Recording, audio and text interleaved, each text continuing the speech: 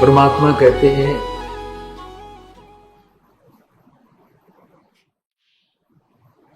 कि जब आप परमात्मा की शरण में आ जाते हो तो परमात्मा ने अपना एक, या तो स्वयं आते हैं या अपना कोई और संत अपनी निजी आत्मा को यहां भेजते हैं अपने बच्चों को संभालने के लिए। जैसे इस दास की ड्यूटी लगा रखी है,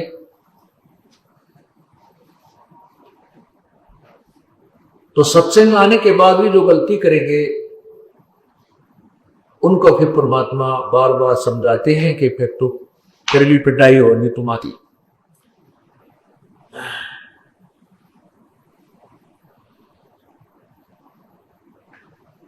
और फिर उसको जागृत करते हैं, भाई मानत न मन मोरा साधो, मानत न मन मोरा रे, बार बार मैं ये समझाऊं जग में जीवन थोड़ा रे, बार बार मैं ये समझाऊं जग में जीवन थोड़ा रे, मानत न मन मोरा साधो,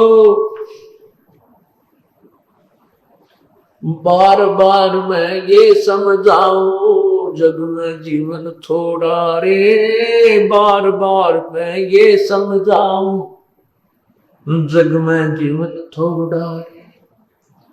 इस काया का गर्व न करियो के काला के गोरा रे, इस काया का गर्व न करियो के काला के गोरा रे, बिना भजन कछु काम न आवचाहे, एतर चढ़को चारो ओरा रे, बिना भजन कछु काम न आवचाहे, अतर चढ़को चारो ओरा रे, मानत ना मन मोरा साधो, बार बार मैं ये समझाऊं जग में जीवन थोड़ा रे, बार बार मैं ये समझाऊं जग में जीवन थोड़ा रे। इस माया का गर्व न करियो के हाथी क्या घोड़ा रे, इस माया का गर्व न करियो क्या हाथी क्या घोड़ा रे, जोड़ जोड़ धन बहुत बटोड़ा लाखों और करोड़ा रे, जोड़ जोड़ धन बहुत बटोड़ा लाखों और करोड़ा रे, मानत ना मन मोरा साधो, बार बार मैं ये समझाऊं जग में जीवन थोड़ा रे, बार बार मैं ये समझाऊं जग में जीवन थोड़ा है। दुविधा दुर्मति चतुराई में जन्म गया नर तो राय, दुविधा दुर्मति चतुराई में जन्म गया नर तो राय, अब भी आने न लो सत्संग में करो गुरु ज्ञान पे गोरा रे, अब भी आने न लो सत्संग में करो गुरु ज्ञान पे गोरा रे, मानत ना मन मोरा साधो, बार बार मैं ये समझाऊं जग में जीवन थोड़ा रे, बार बार मैं ये समझाऊं। भाई शरण पड़े ने गुरु संभाले, जैनिक बालक भोवारे, गुरु शरण पड़े को गुरु संभाले, जानिक बालक भोवारे, कह कबीर तुम चरण चित राखो जो सोई बडोरा रे, कह कबीर तुम चरण चित राखो जो सोई बडोरा रे, मानत ना मन मोरा साधो, बार बार मैं ये समझाऊं जग में जीवन थोड़ा रे, बार बार मैं ये समझाऊं जग में जीवन थोड़ा रे। क्या बताते हैं कि सत्संग में आने के बाद भी ये मन इधर उधर की सोच में ज्यादा ही उलझा रहता है। उसको याद दिलाता है कि इस काया का गर्व न करिए, भाई के काला के कोरा रे। ये जो मिट्टी का बना हुआ, ये 5 तत्वों से बना हुआ पुतला है, इसके अंदर झांक कर जब जरा सा देखे तो ये कुछ भी वस्तु नहीं है। इसकी शरीर की नाड़ियों में खून घूम रहा है, रक्त चल रहा है, मांस, हड्डियों के ऊपर मांस लपेट रखा है, अंदर शरीर में थूक, टट्टी, पेशाब और सारा गंध भरा पड़ा है। हमारे शरीर की क्या सच्ची चीज है? जैसे आपने एक्सीडेंट के अंदर कोई कुत्ता मरा हुआ है देखा और रोड के ऊपर, उसकी आग इतनी दूर तक बिखरी पड़ी होती है, उसके अंदर से टट्टी और पेशाब उसका अलग से पड़ा होता है, और शेष शरीर का जो मांस, हड्डी और चाम वो इधर उधर सड़क के चिपका हुआ होता है। तो उससे अपने शरीर की तुलना कर लेना बिल्कुल अंतर नहीं है। इस भगवान ने इसके ऊपर सब ये कुछ अंदर भर के और ऊपर ये पालिश कर रखी है।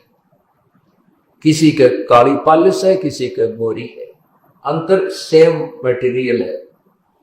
तो यहां बताते हैं, इस काया का गर्व न करियो के काला के गोरा रे। इस काया का गर्व न करियो के काला के गोरा रे।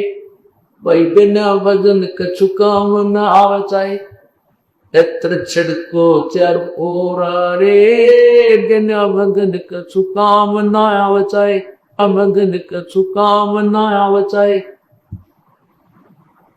इतर छिड़को चार ओरा रे। के शरीर के ऊपर कितना तो बढ़िया पाउडर छिड़क लो, कितना सुगंधित वस्तु तेल इसका मालिश कर लो, कोई बात नहीं भाई। सफाई शरीर की आवश्यक होती है, नहाना है, साफ होना है, वो बात अच्छी है। लेकिन भगवान नहीं भजा, परमात्मा को याद नहीं किया, तो इस मिट्टी का कोई लाभ नहीं। ये फर्क है। फिर हम दूसरा गर्भ करते हैं, गर्भ में कार हो जाए, कोठी हो जाए। पहले घोड़े, आज तक तो कार, पहले घोड़ा जिसके घर में होता था एक रिच मैन माना जाता था, वो एक साहूकार व्यक्ति माना जाता था। जैसे आज जिसके घर में कार हो वो धनी व्यक्ति मान लिया जाता है। तो परमात्मा बताते हैं कि इस माया का गर्व ना करियो कि आची के गोडारे। और जोड़ जोड़ जब बहुत बटोड़ा, लाखों और करोड़ारे। अब परमात्मा के नाम बिना यह जोड़ा गड़ा था, ऐसे व्यक्त हो जाता है। कैसे? एक समय की बात है। अब देखो पुण्यात्माओं, जो हमारे अनुयायी ने जब से इस दास को आज्ञा हुई है परमात्मा की महिमा गुणगान करने की, उसी समय से सत्संग सुनते भी आ रहे हैं। और सत्संग में वही बातें होती हैं जो प्रभु की महिमा की प्रतिदिन गाई और सुनाई जाती है। उन्हीं को बार बार सुनाया जाता है, उन्हीं के विषय में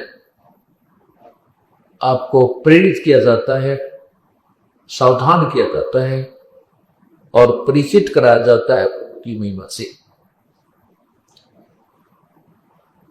तो आपको प्रति बार, जितनी बार भी आप सत्संग सुनते हो और परमात्मा की महिमा कथाओं के माध्यम से सुनाई जाती है, यदि आपको अच्छी लगती है तो आप बहुत ही अच्छी भक्ति कर रहे हो, आपके अंदर परमात्मा की चाह है। अन्यथा क्या हो जाता है, जैसे हम प्रतिदिन खाना खाते हैं, रोटी आटा वही होता है और रोटी वही होती है। यदि आप स्वस्थ हैं तो वही रोटी, उसमें दाल सब्जी का थोड़ा बहुत फेरबदल हो जाता है। अगर दाल सब्जी ना हो और स्वस्थ हैं, समय पर आपको खूब भूख लगेगी और समय पर जब आपको भूख लगी होगी तो सूखी रोटी हो, अचार मिल जाए तो भी अच्छा, नहीं तो पानी के साथ खाकर भी स्वादिष्ट लगती है, पेट भर दिया जाता है। यदि वो व्यक्ति बीमार हो जाता है, बुखार हो जाता है, और मलेरिया बुखार जिसको हो जाता है, उसमें रोटी अच्छी ना लगे, उसको वो रोटी अच्छी नहीं लगती, कड़वी लगती है, उनका दाग से संतरा उसको बहुत ही कड़वा लगता है। न तो वो सेब कड़वी है, ना मुंह का दाग कड़वी है, ना रोटी कड़वी है। कड़वी उस बुखार ने उस पुण्य आत्मा, उस भक्त की के शरीर की निष्ठा को खराब कर दिया, जिसके कारण उसको मीठी वस्तु की कड़वी लग रही है।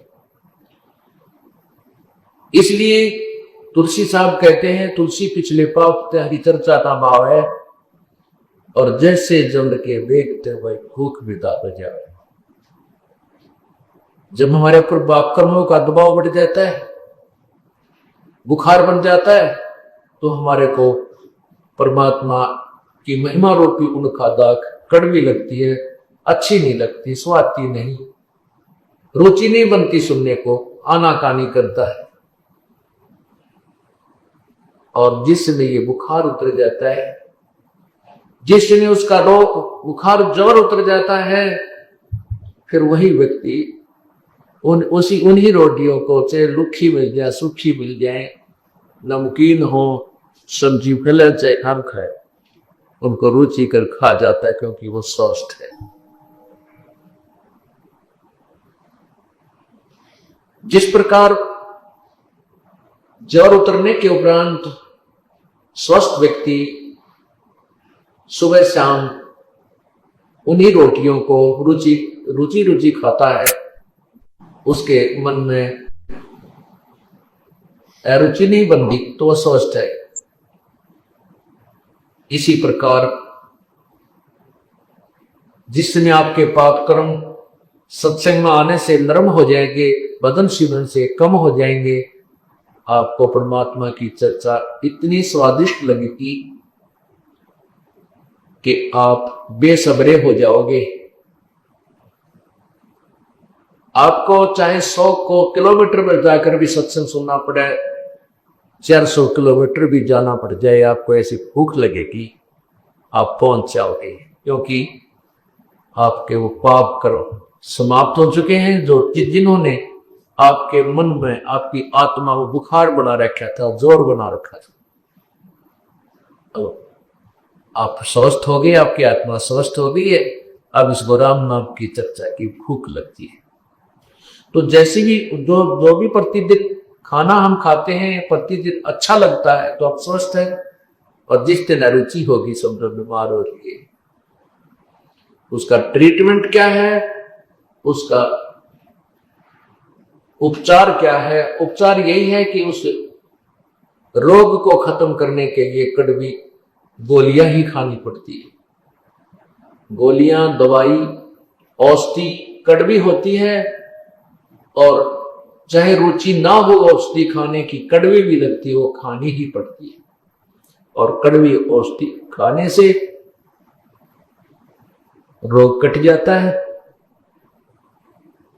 इसी प्रकार आपने कभी कभी सत्संग सुनते सुनते अरुचि बन जाती है कि ये कथा तो हमने सुन रखी है, तो समझो आप बीमार हो गए। आपके अंदर पाप कर्मों का कोई दबाव कहीं ना कहीं से बच चुका है, और यदि आपके गदगद होते हैं, चाहे आपने 100 बार सुन रखी है, 1000 बार सुन रखी है कथाएं, और उतनी ही रुचिकर, और रुचिकर क्या, उसको सुनने के बाद फिर रोम रोम खड़े हो जाते हैं, जैसे कितनी बार सुने, क्योंकि वो तो हर बार सुनने और हर बार याद रखने की बातें हैं। फिर आपकी भक्ति, आपका जो ज्ञान है वो स्वस्थ है, आप ठीक चल रहे। गीता के यथार्थ विश्लेषण की जानकारी के लिए पढ़ें पुस्तक गीता तेरा ज्ञानामृत।